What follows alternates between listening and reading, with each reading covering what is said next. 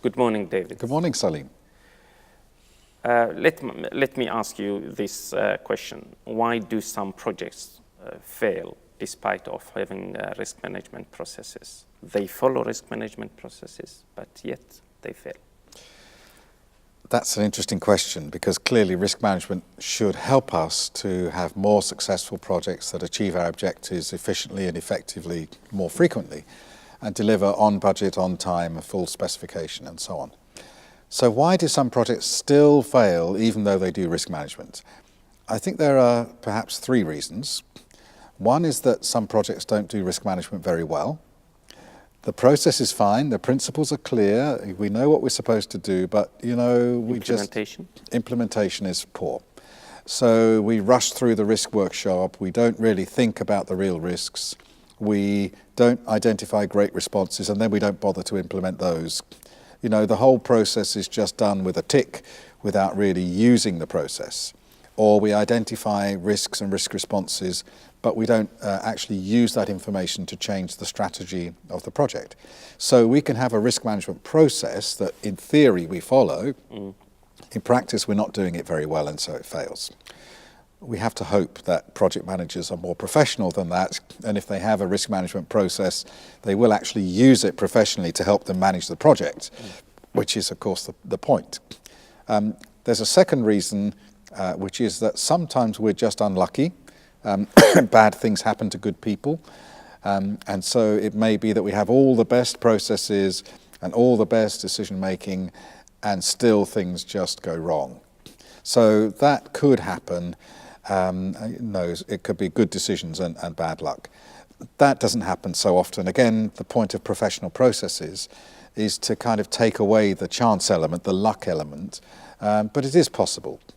I think the more common reason is that a lot of projects are set up to fail. Despite all the best processes, in the way the project is actually defined and scoped, it is an unachievable project. Often this happens because senior management or business owners or clients or project sponsors have in their mind an idea of something they want to do, but they're not really clear about it. And so they say, we need to have this new product. I want to have it on the market by the end of the year. And the end of the year, it has to be the end of this year. And when you come to develop the project plan, you say, no, it's going to take 2 years to do. And like, no, it has to be the end of this year. And you say, yes, boss. And if you say yes, boss, then you've already set an unachievable target. The target is the end of this year. And everybody knows it can't be done. Or, we have $1 million and I need to develop a new product, and that's all the money we have. And you do the estimate and it turns out you need $1.5 million. No, we only have $1 million. And if the project is scoped in that way, it will fail. You can have the best possible risk management, the best planners, the most technically competent team, really efficient processes, but if the original idea is flawed, the project is doomed to failure. And I think often, especially this happens in the public sector, often in government projects, in infrastructure projects, in projects where there is some political interest. Yes. Somebody says this has to be done, and nobody will say to them, I'm sorry, sir, this cannot be done, because they're an important person, they have some authority, some position, and the project manager is not the right person to stand up to them. We have a phrase in management, it's called willful ignorance.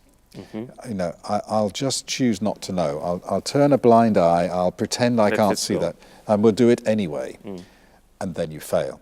So I think the three reasons, you might have a risk management process which you don't implement very well. You might have good processes but just bad luck and something happens and that wasn't your fault. More often, the project in the way it's set up, it is set up to fail with unachievable goals. And then the poor project manager and project team are doomed to failure before they start. So let us look deeper a little bit into those three elements. The first one, if that means that project managers, one of the competencies they need to have is risk management. Yes.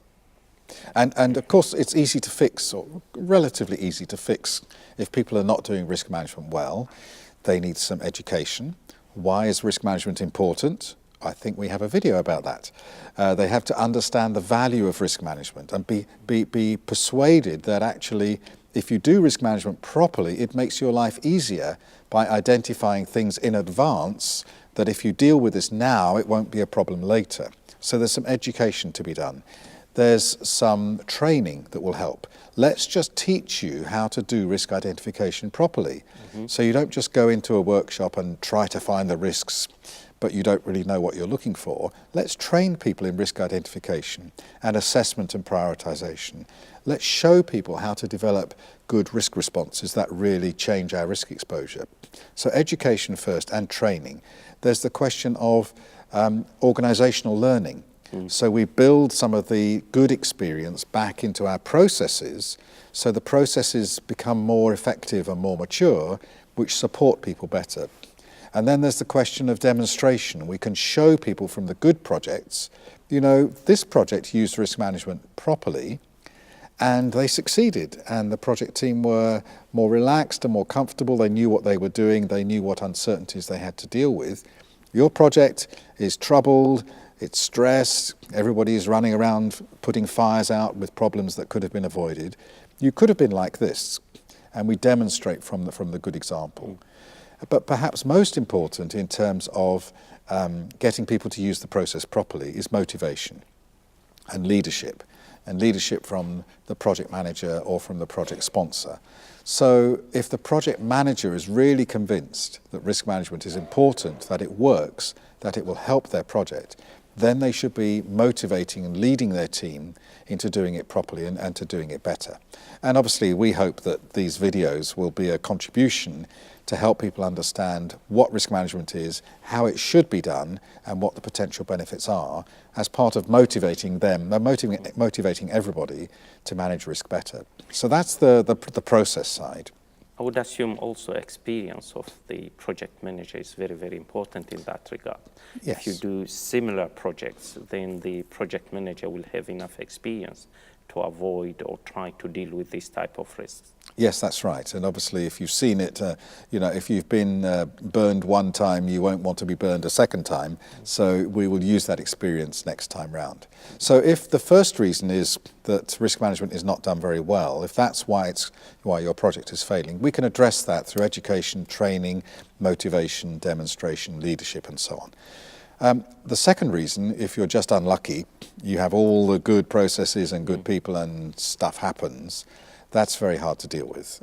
Things can happen internally or they can be outside, externally as well, exactly. Yeah. But then the third area where if the project scope or project definition is already over-ambitious and unachievable, that's quite hard because that means you have to stand up to feedback to a project sponsor or a client or a senior manager and have the ability to tell them the honest truth. You want this done in 1 year, it's going to take 18 months. You want to spend $1 million, it's going to take 2. And you need to have that respect and that ability to speak to power. There's a phrase, speak truth to power. And often project managers are lower down in the organization, don't have that kind of authority or access. And that's why we have in projects, you have a project sponsor who sits above the project manager, who represents the project into the wider organization. Yes. And it may be that the project sponsor needs to step up and speak to the client or to the senior manager.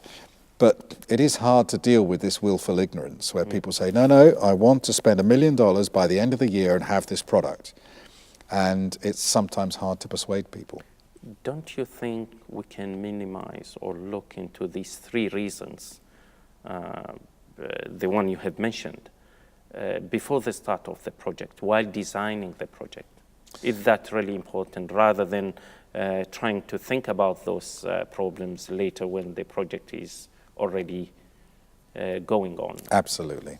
I think certainly the last of those 3 reasons, if the project strategy or the project goals are already unachievable, that needs to be raised right at the beginning when we're first doing our project initiation or project planning. And we should, of course, have risk assessment as part of the initial project initiation phase, where we define the project charter and or the project scope statement. And in the project charter, we have the assumptions and constraints and the key risks. And if an assumption is we can get this done by Christmas or by the end of the year, and the assumption is we can get it done within $1 million, and we can't, that needs to be raised right at the beginning in that project strategy planning meeting. Thank you very much, David. Thank you. Very interesting.